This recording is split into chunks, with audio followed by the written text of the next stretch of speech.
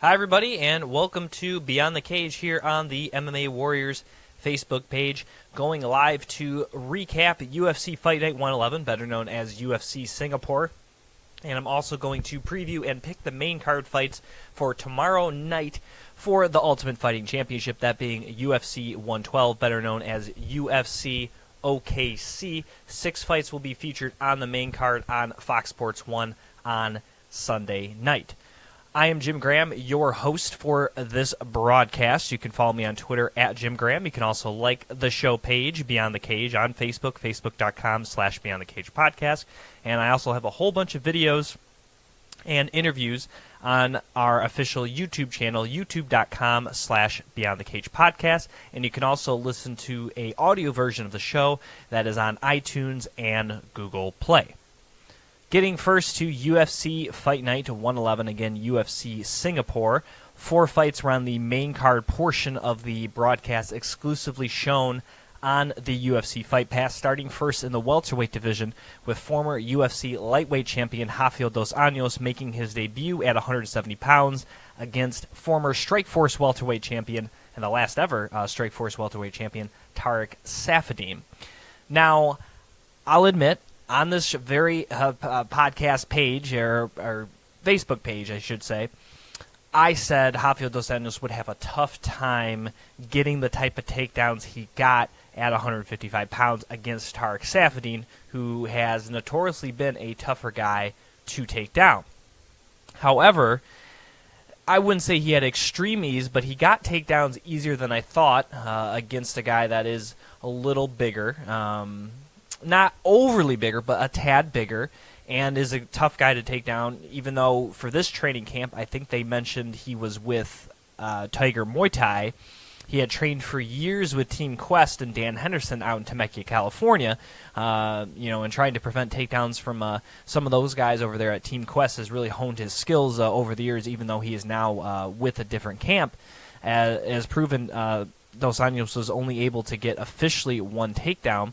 So I thought that was a key. But the stand-up, the speed of Dos Anjos, I think, was something that I didn't account for as much. And also, I thought Saffiedine definitely faded down the stretch. I think trying to defend a lot of those takedowns, especially in the first 2 rounds, you could tell by the third he was really labored, even though he was putting a lot of shots out there. I mean, he threw 73 strikes. That was the most he had thrown in any single round, only connecting on 26 of them. 34 strikes successful for Dos Anjos. But a big thing for Dos Anjos was the kicks. That was something that, if you look at strikes to the body and to the legs, Dos Anjos really excelled in that category. 37 strikes landed to the body, just 14 for Saffiedine, 9 of 10 to leg, Saffiedine 12 of 12. So both of them did mix in some leg kicks, but those body kicks of Dos Anjos, I think, were what really got him this fight, because he was showing a variety in the type of striking that Saffiedine really wasn't showing, in my opinion. Overall, Dos Anjos did outstrike Saffiedine 91-71. Both of them did land a takedown. Both of them were coincidentally in the first round. Those were the only officially landed takedowns for the whole entire fight. And also, I felt Saffiedine was really being defensive. He didn't really get out there and really assert his will offensively, where I think Dos Anjos was really on the offensive for most of this fight. And no surprise when the judges' scores came down to hear 2 30-27s, to hear 29-28, and I think you could have gave Saffiedine the third round, but most definitely Dos Anjos, I believe, took the first 2 frames. And overall, I think this was a solid performance by Dos Anjos. I don't think by no means does it mean that he's going to be fighting for a welterweight championship after this. I think that he will have maybe a little more success than I initially thought, but we'll see. I mean, beating Tarek Saffiedine is one thing. A guy currently not ranked in the top 15. Beating someone in the top 15 is a whole other ball game altogether. And obviously fighting someone that is a true big welterweight. Saffiedine is towards the smaller end of the welterweight spectrum. I'd like to see how RDA fares against somebody like a Neil Magny, a guy who's 6'2". Somebody around those range, I think, would be a very interesting matchup. But we'll see. I think for Dos Anjos, it definitely should make him a lot better conditioned than a lot of guys in welterweight, not having to cut that weight anymore, but we shall see. Next fight of the evening, also in the welterweight division, Colby Covington against Dong Hyun Kim. Really not a lot to write home about this one. It was pretty much Covington really pushing for the takedown as he officially attempted 15 takedown attempts, landing 8 of them, which is crazy, as they said on the broadcast there with Dan Hardy that Dong Hyun Kim has some of the best takedown defense in the welterweight division.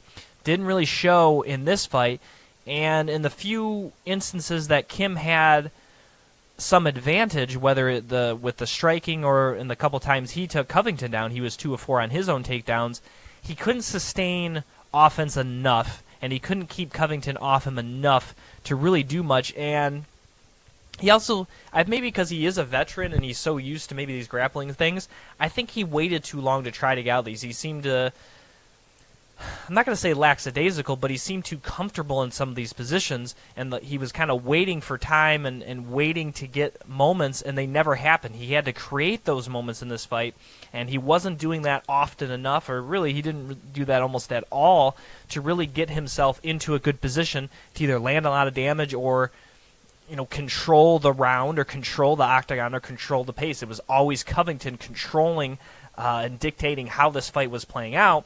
And Dong Hyun Kim just never really had a sense of urgency. And I think that really doomed him in this fight. And no surprise when the scorecards came down that I was a little surprised at the 8 rounds. I know they throw those new scoring in there. To hear a 30-25 was a little surprising to me. But, I mean, to hear all 3 judges score unanimously for Colby Covington. I think Dong Hyun Kim has been around a long time, and maybe he's too comfortable maybe in some of these situations that maybe a younger guy like a Covington or somebody else would really try to work themselves out of, but he didn't do that, and not surprising to me, he got the loss. And Covington, yeah, he beat a solid veteran, and he did win unanimously. I can't deny that, but this is not the type of performance that makes me think that he's the next big thing. It was a victory, but he didn't do anything other than really holding on to Kim and really pushing for a takedown in 15 attempts.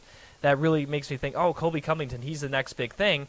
I think he can make some noise in this division, but I'm not ready to anoint him as a guy that could be a future champion. Not yet. I haven't quite seen that yet from him so far in the UFC.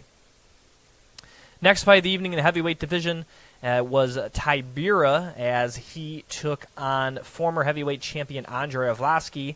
I don't know if this was Arlovski's last fight.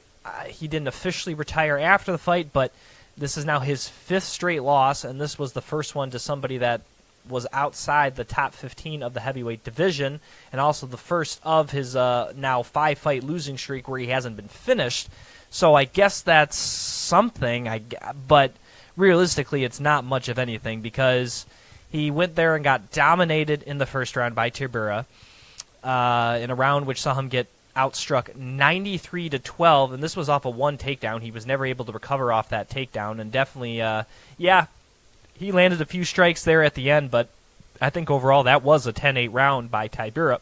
Round 2, Arlovski was able to turn the table, was able to keep the fight standing, was able to outstrike Tybura 21-7, stop both takedown attempts by Tybura.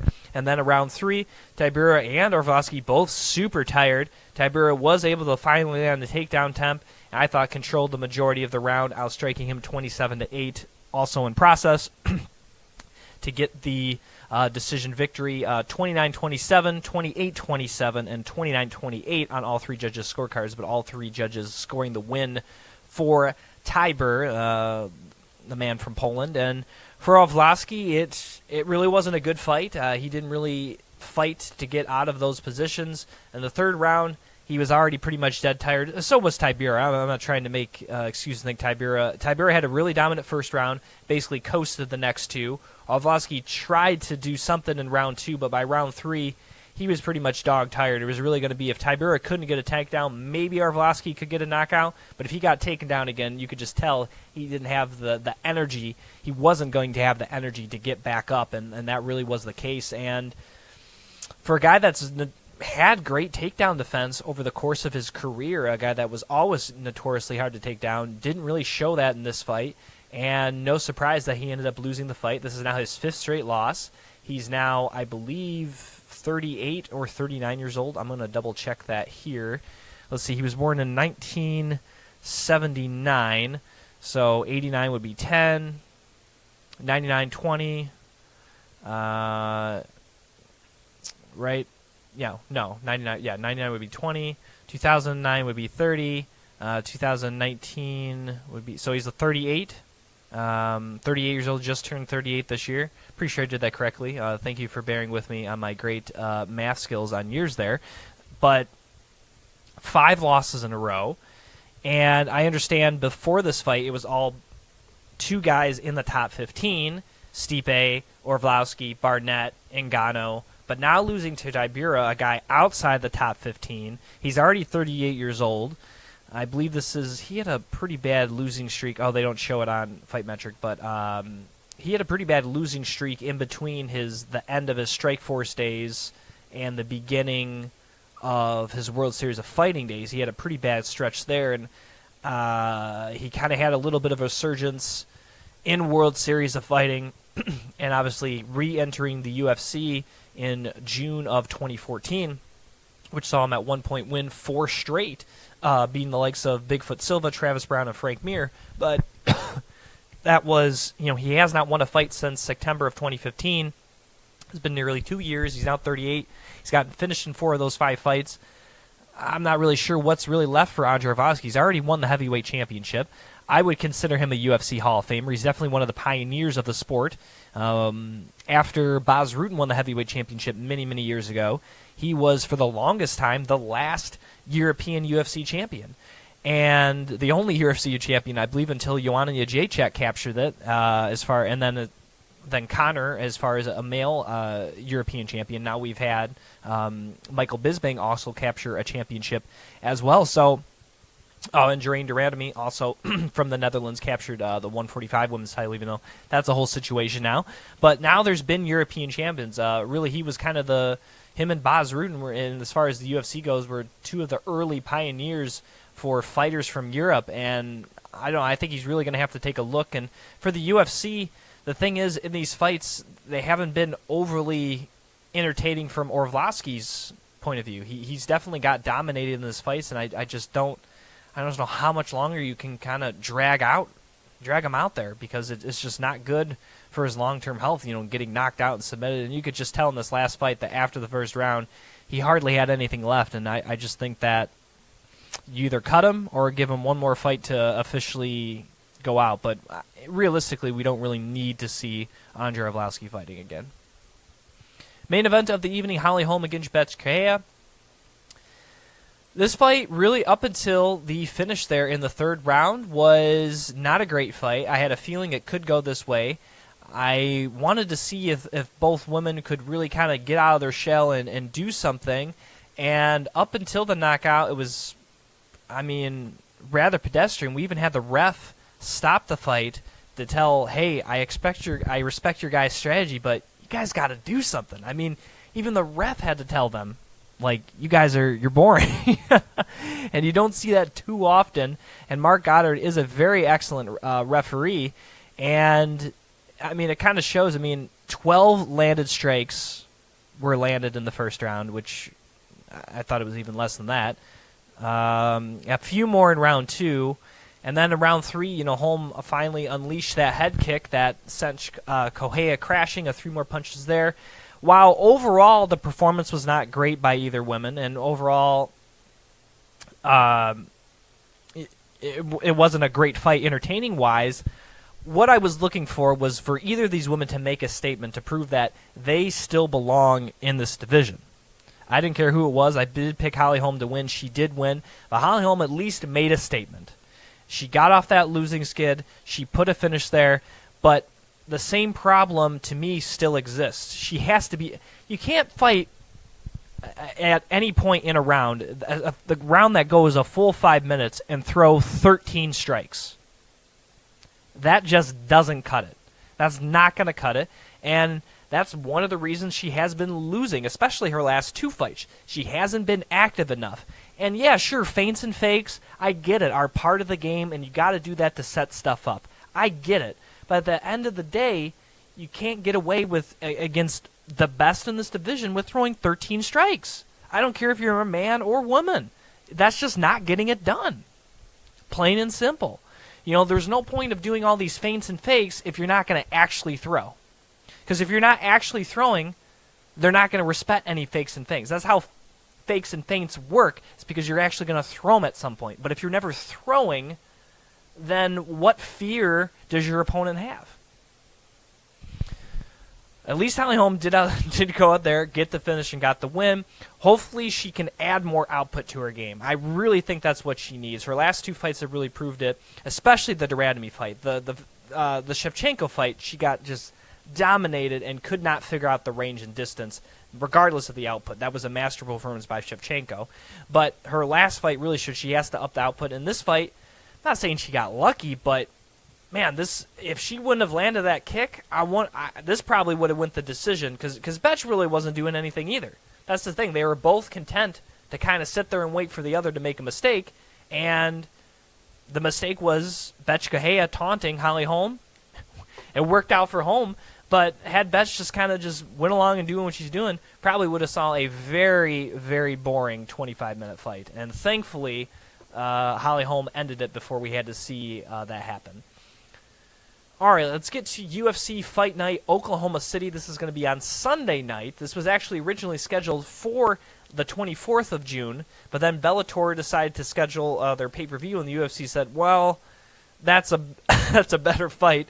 We'll move it to Sunday. So moved it to Sunday night here, June 25th. 6 fights will be shown on the main card on Fox Sports 1. There's going to be 3 UFC Fight Pass prelim fights. We're going to see Jared Gordon against Michael Quinones, if I said that correctly. We're also going to see Tony Martin against Johnny Case. Johnny Case, good friend of the show. I've interviewed him several times, so very, very looking forward to his fight. And it's been a while since we've seen him in action. He took some time off, and we'll see hopefully a new revitalized Johnny Case taking on a very tough competitor in Tony Martin at 155 pounds. And also, we're going to see a guy from here in Ohio, Josh Stansbury. He was on the Ultimate Fighter. I believe that was the Joanna and Claudia season, so season 23. He's taking on Jeremy Kimball, matchup of 2 young, big and strong 205-pound fighters. So that should be a fun one. That kicks off starting at 5:30 tomorrow Eastern Standard Time. On the FS2 prelims, Devin Powell against Darren Horcher at lightweight. We're going to see former strawweight champion Carla Esparza taking on Marina Moroz. This is a huge matchup in the strawweight division. Of course, Carla Esparza had a very close fight, albeit a loss to Randa Marcos in her last fight. So she's looking to rebound against that and get back into the top 5. And for Moroz, I think once upon a time, was looking like the hot contender there at 115, but had some injury problems that forced her out of a few fights, and so it's been nearly a year. She hasn't fought since defeating Daniel Taylor at August, or UFC Fight Night Salt Lake City. That was August 6th of last year. Had some injury problems, so beating Carla Esparza can put her on a very short list to the title because Joanna's pretty much beaten everybody so far. And I think that if Moroz can beat Esparza, we can start reopening the talks of Moroz getting a title shot. So far, she's done very well in the UFC's only loss to Valerie Turno, which was a heck of a fight back at UFC Fight Night Halifax. A fight she did lose, but was a heck of a fight. She also has a win over Joanne Calderwood. 3-4 so far in the UFC. Esparza, since winning the title, kind of on tough times, obviously lost to Joanna. Did come back in April of last year to defeat Juliana Lima, but then had the loss earlier this year to Randa Marcos. So trying to get, and does obviously beat Rose Namajunas to become the first strawweight champion in December 2014. So trying to get back to the winning track, and this is a very interesting fight. Obviously, you're going to have the wrestling styling of Carla Esparza against more of the striking and ability of Marini Moreau. So I'm excited for that one. And then highlighting the prelim portion of the card is going to be Clay Guida against Eric Koch. It's been a while since Eric Koch has been in action. The former, at one point, he was actually set to face Jose Aldo for the 145 title. There were some injuries that didn't end up happening. He ended up fighting Dustin Poirier and losing to Poirier in August of 2013. Since then, has moved up to 155 pounds, but has only fought 4 times since 2014 when he made his debut at 155. So far, 2-1. Does own a victory over Rafael Oliveira and Shane Campbell most recently. That was in May and last year, so it's been over a year since we've seen Eric Koch, and now taking on Clay Guida back up at 155 pounds. Obviously a guy that is definitely towards the tail end of his career, but always is a matchup nightmare regardless of the weight class. And trying to get back to his winning ways. Clay Guida has not won a fight since April of 2015 when he defeated Robbie Peralta. Has fallen on hard times late, only fought once in 2015, getting submitted by Thiago Tavares, and then fought in June of last year, getting knocked out by T-City Brian Ortega at UFC 199. So I don't know if this is Clay Guida's last fight. Definitely a guy that probably only has a few more left in him, and we'll see. It should be a fun matchup. Obviously, Eric Koch definitely has some knockout power, and Clay Guida exciting in his activity. I mean, he doesn't always get the finish, but usually his fights are awfully entertaining, so that's the highlighted prelim there. And those prelims kick off on FS2 starting at 7 p.m. Eastern. All right, let's get to the main card here. Kicking off, believe it or not, with former UFC welterweight and lightweight champion and UFC Hall of Famer. I'm talking about the prodigy BJ Penn as he takes on Dennis Siver. BJ Penn last fought back in January as he got absolutely murderized by Yair Rodriguez in the main event of that fight out in Phoenix, Arizona on the Sunday before Martin Luther King Day this year. Dennis Siver, he has been a while since he's won too. He has not won since October of 2014 when he defeated Charles Rosa. Since then, he has lost 2 straight fights and has not fought in 2 years. That was when he lost to Kawajiri back in June of 2015.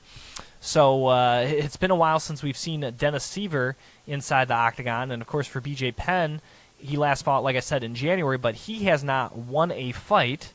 I'm going to go back here. BJ Penn has not won a fight since 2010.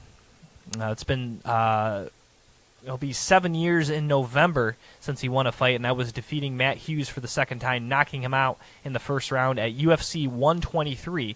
Since then, he had a draw to John Fitch. So officially, he has lost 4 out of his last 5 fights, losing to the likes of Nick Diaz, Rory McDonald, Frankie Edgar, and Yair Rodriguez. This fight will be at 145. I really don't like him at 145 at this stage in his career. And even though Dennis Siver hasn't fought in a while, Dennis Siver is slightly younger than BJ Penn, I believe. Let's see. He's 38. BJ is... Well, actually, they're the same age. However, I don't know.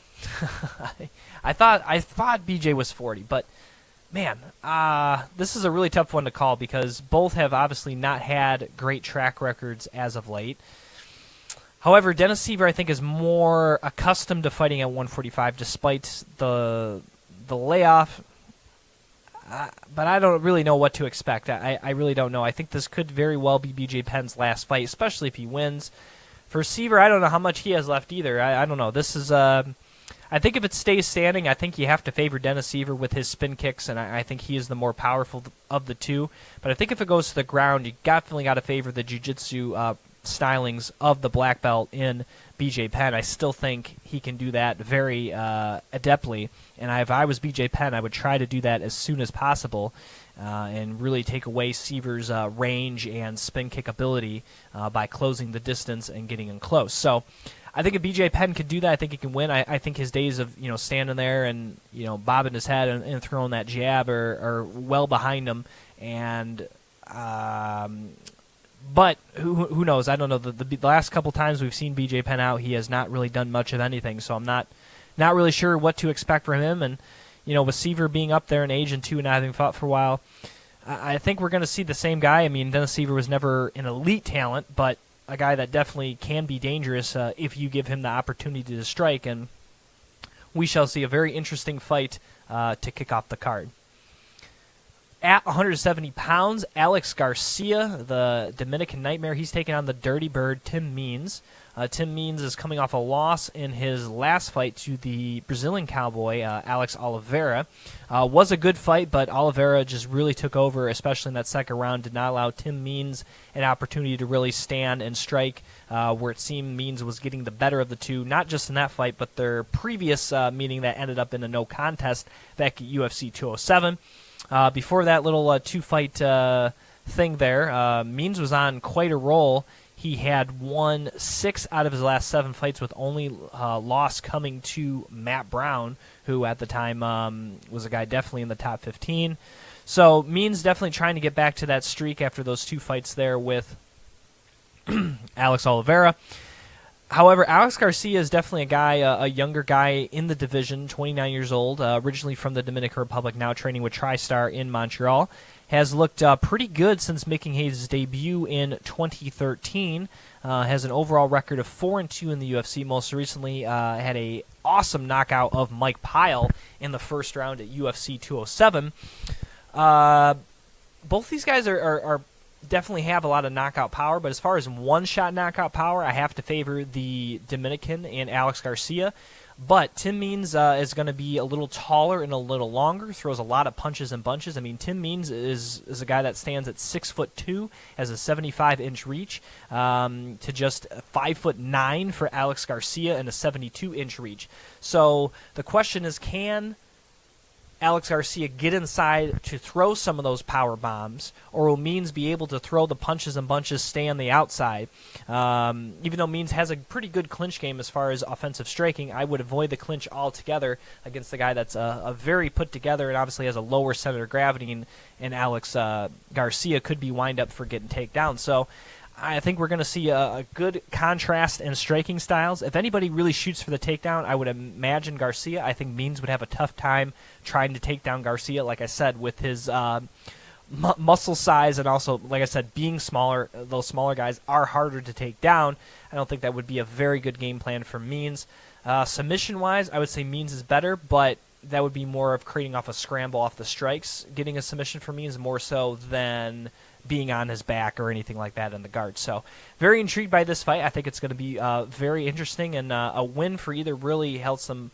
For Garcia, it's a good name to put on his resume. Again, a younger guy trying to make his name in the division. For Means, puts him back on the winning track where he was really just about 6 months ago.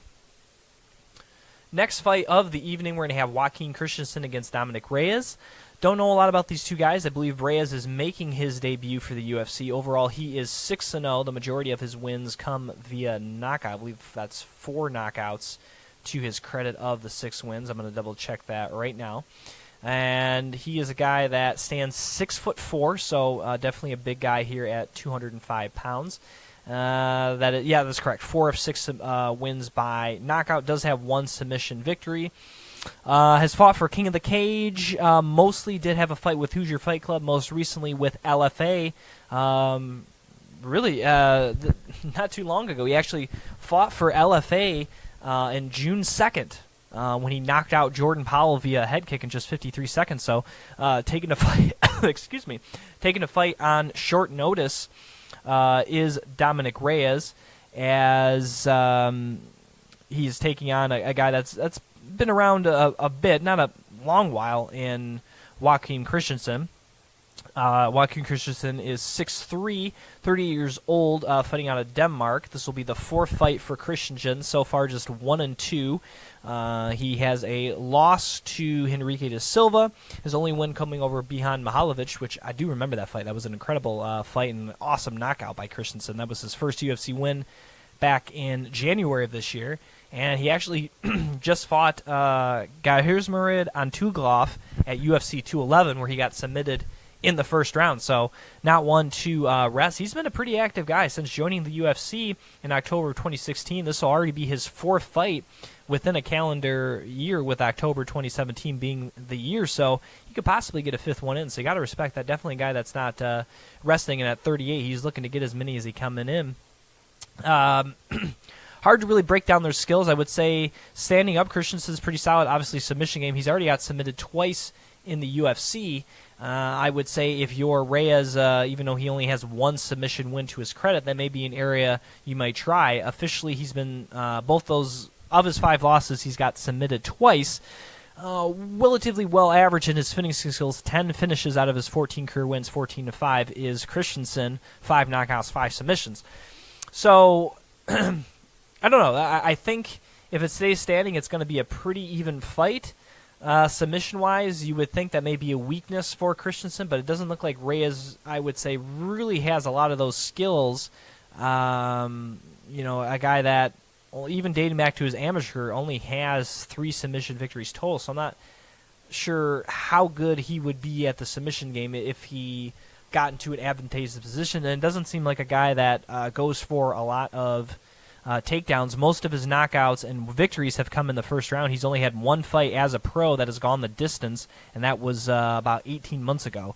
So a guy that gets out of there very quickly. So I think that's the thing to look out for, is will Reyes be able to get that quick knockout? And if he doesn't, how is he going to react, especially to a guy, like I said, that is 38 years old. This will be his 20th professional fight, a guy that has a lot more experience as a pro, and obviously has fought in the UFC 3 times before. So that's to look out for. So this could be a very quick night for Christensen, or it could end up being a second win for the Dane.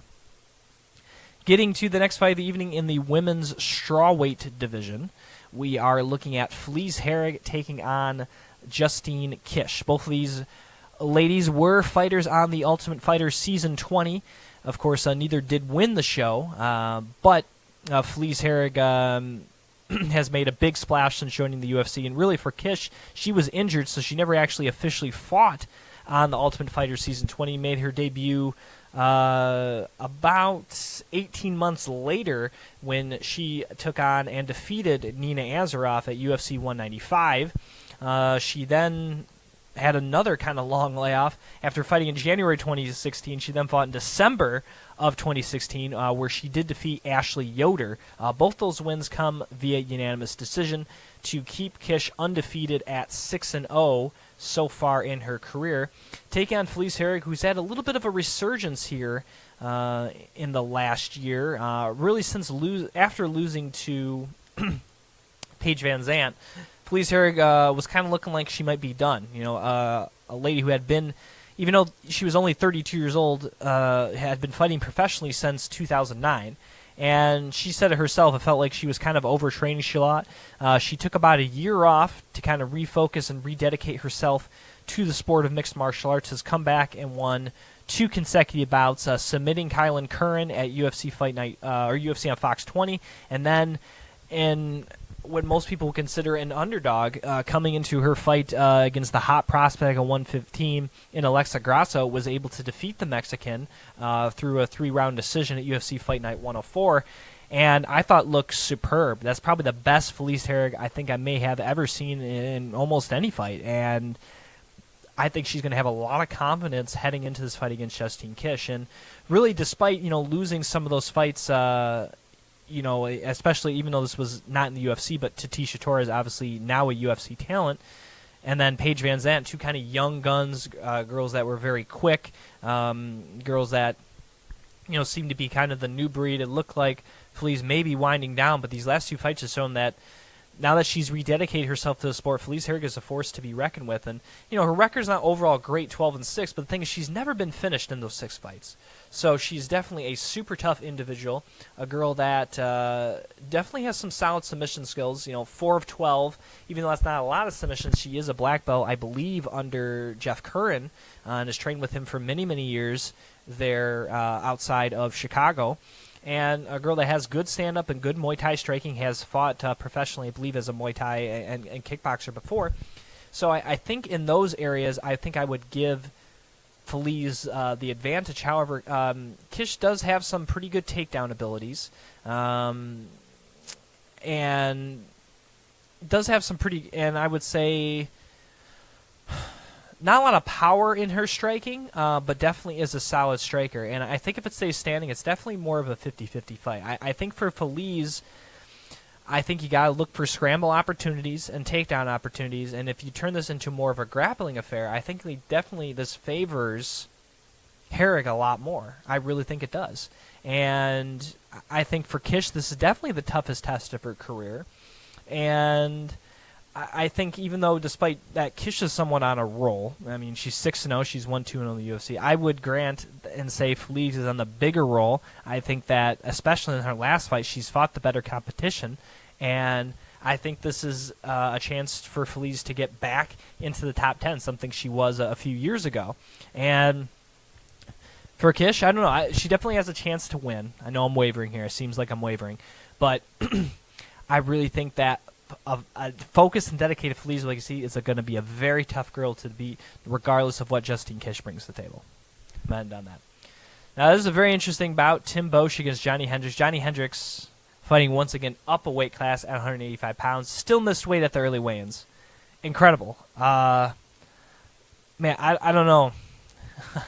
Really don't know what the UFC can do with this guy. They force him up, and he still can't make weight. That's got to be very frustrating for all parties involved, mostly the UFC. But that aside, both are fantastic wrestlers. Obviously, Johnny Hendricks being a former national champion and All-American there at Oklahoma State. He'll definitely have the home crowd advantage. I believe his Stillwater, Oklahoma is not very far. That's where Oklahoma State University is, from Oklahoma City. Being the former Cowboy, I imagine he's going to have a lot of the crowd behind him. Maybe that's pressure. Maybe that's why he missed weight. I don't know. Tim Boesch is definitely a guy that is towards the tail end of his career, already 36 years old. Lost to Jacare in his last fight. A lot of people expected that. Before that, he had back-to-back knockout victories over some pretty solid competitors in Josh Saman and Rafael Natal. I think the power that Boesch, being a more natural 185-pound, I think is going to be a huge difference.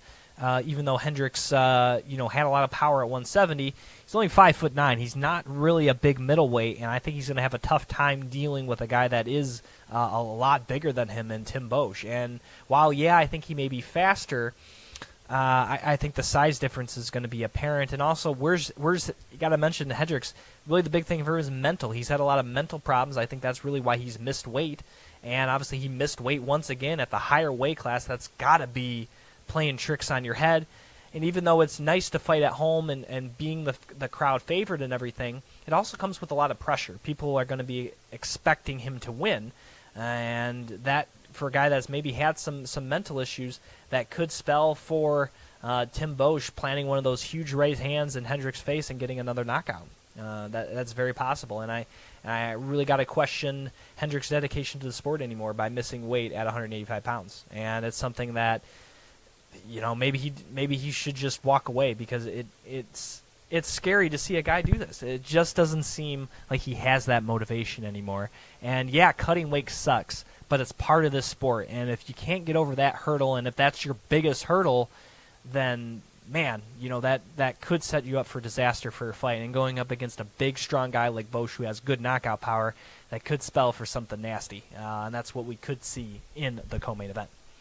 Getting to the main event of the evening at 155 pounds, we're going to see a matchup of two top 15 lightweights as Michael the Maverick Chiesa takes on the Motown phenom Kevin Lee. Both have very similar records, 14-2 for Chiesa, 29 years old.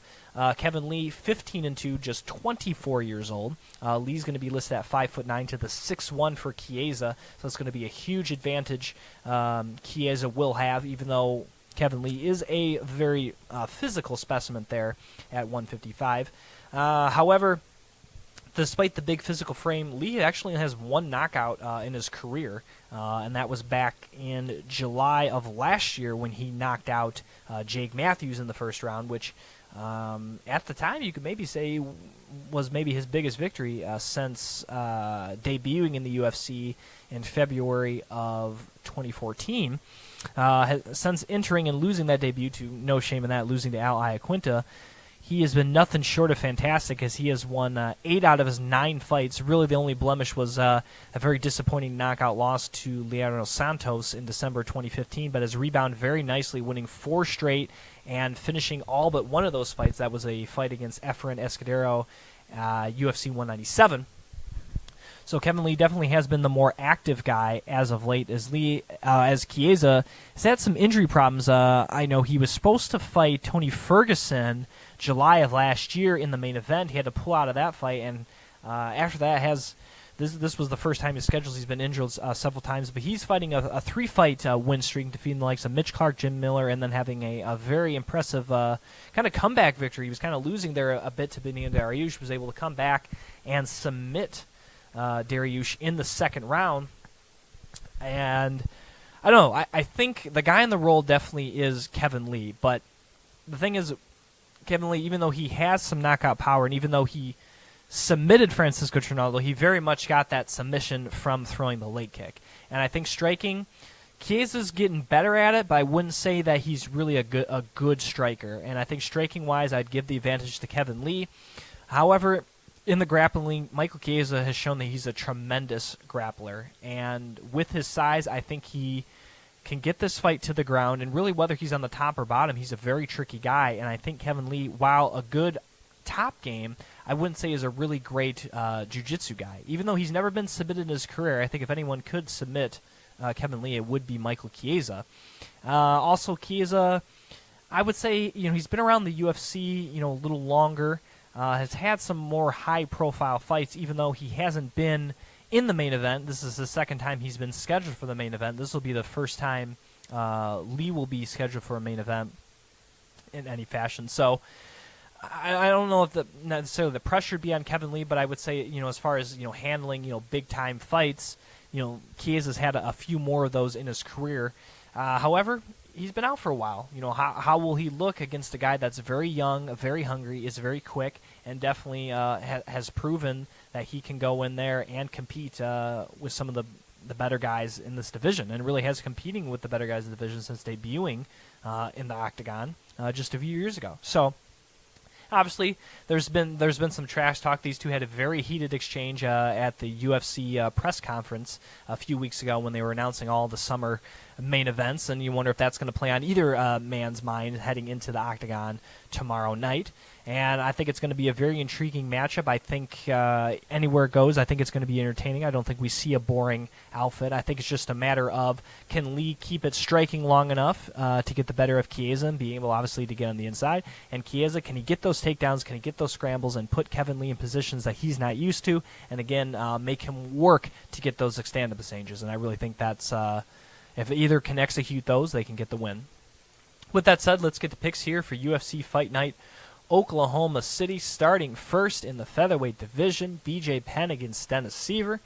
I'm going Dennis Seaver. I really don't have a lot of faith in either guy. However, BJ Penn has just looked so bad of late and has shown like a guy that is most certainly a shell of his former self, that even though I don't know what Dennis Seaver at the same age with a 2-year layoff is going to bring to the table, I feel like he's a little more with it and maybe has a little more motivation than BJ Penn does, a guy who's pretty much accomplished everything you can accomplish inside the octagon. And I think I'm going to go with Dennis Seaver in this one. At 170, Tim Means against Alex Garcia. Alex Garcia definitely has the power to put anybody out in this division. However, I think he may have some trouble getting on the inside against a guy that is a very good volume striker in Tim Means, and obviously he's going to have a height and a reach advantage against the Dominican. So I'm going to go with the Dirty Bird, Tim Means, in this one. Joaquin Christensen against Dominic Reyes. I typically don't pick guys in the UFC debut, so I'm going to go with Joaquin Christensen. Obviously, he has a little more experience, and I think Reyes, despite having a lot of good knockout power, what happens if he doesn't get that? Christensen is a veteran and has really only shown trouble with guys with pretty good submission prowess, so I'm going to go with Joaquin Christensen in this one. Felice Harrigan against Justine Kish. I kind of want to almost pick the upset because I think Kish is a very underrated individual. I think the long layoff she had between Ultimate Fighter 20 and obviously debuting in January of last year kind of has flown on the radar, winning those 2 fights. However, Felice Harrigan has looked tremendous in her last 2 outings since rededicating herself to the sport. So I'm going to go with the little bulldog, Felice Harrigan, to win this one. Johnny Hendricks, I'm just not sure where this guy's head is at, and that head could be firmly planted on the canvas, unconscious, with the big, powerful striking of the Barbarian Tim Bosch. So I'm going to go with the guy from Maine in Tim Bosch to win the co-main event. Kevin Lee is from Detroit. I'm from Detroit. I almost always pick Kevin Lee. However, I think Michael Chiesa is a very good grappler, and I do think a better grappler than Kevin Lee, and I think Kevin Lee is going to have a tough time getting out of some of those situations against this guy that is a very good grappler, and guy that is taller than him, but does have a smaller reach. Man, Kevin Lee has a huge wingspan. For a guy that's 5'9", has a 77-inch reach. Chiesa's 6'1", has a 4-inch height advantage, but only has a 75-inch reach, so that's very surprising. However, I think those grappling exchanges, I think, are definitely going to favor Chiesa. While Lee definitely has the potential to win this fight, I think he's going to have a tough time mixing up with Chiesa on the ground, so I'm going to go with the Maverick, Michael Chiesa, to win the main event. Once again, thank you to MMA Warriors for hosting Beyond the Cage here on Facebook. You can also check the replay right here on facebook.com/MMA Warriors. You can also catch on YouTube, youtube.com/Beyond the Cage podcast, and also catch the audio version on iTunes and Google Play. Once again, I'm your host, Jim Gramm. You can follow him on Twitter @JimGramm. Thank you, everybody, for watching this week, and goodbye, everybody.